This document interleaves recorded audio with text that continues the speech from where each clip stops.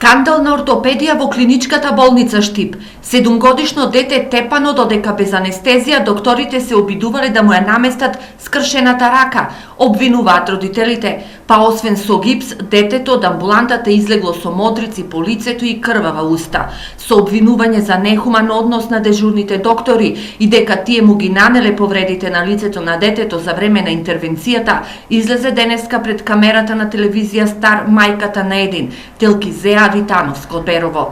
Влегов внатре, значи додека да му остават анестезијата, пошто немаше детето венички, не му остави анестезијата, ми рекоа излези надвор, излегнов и почна детето да писка, да плаче, мамо влези пак, кога влегов внатре, значи детето му крвареше устата, анестезиологот беше го стиснал вака за шијата, од левата страна мислам дека има цела шака докторов што го удри. Инцидентот се случил на 30 август вечерта по 22 часот. До денеска, детето и родителите се под шок од како што велат нехуманиот однос на лекарите од кои барале помош. Значи, кога флегнах, јас пред докторите, јас терах вода за да му помогне на моето дете, за да му измијам очи, оти он се губеше. Значи, он се губеше.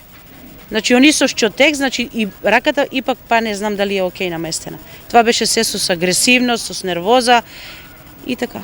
Згрозена од настанот и од состојбата во која бил незиниот син, таа инцидентот го пријавила во полиција. И това е стварно срамота. Значи, два доктора го тепаа, значи едниот само шамар, а другиот што го удри, значи се познава.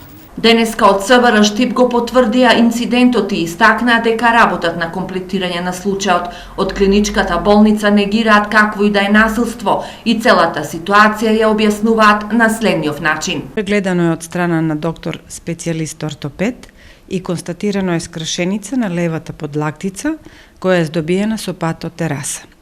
Наложено е да се направи репозиција со теглење на раката и поставување имобилизација. Поради самата постапка, репозиција, која вклучува употреба на сила, консултиран е анестезиолог и дадена е краткотрајна анестезија.